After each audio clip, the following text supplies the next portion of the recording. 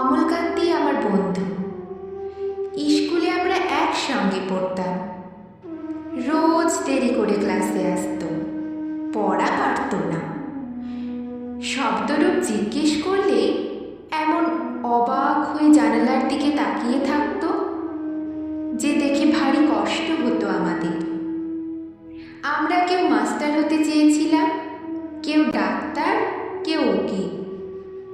অমলকান্তি সেসব কিছু হতে চায়নি। সে রোদ্দুর হতে চেয়েছিল।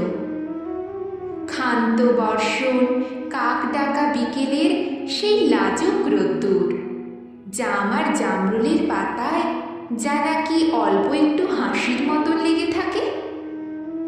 আমরা কেউ মাস্টার হয়েছি, কেউ ডাক্তার, কেউ উকিল।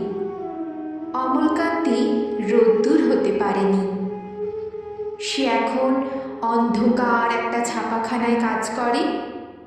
মাঝে মাঝে আমার সঙ্গে দেখা করতে আসে, চা খায়, এটা ওটা গল্প করে, তারপর বলে, উঠি তাহলে।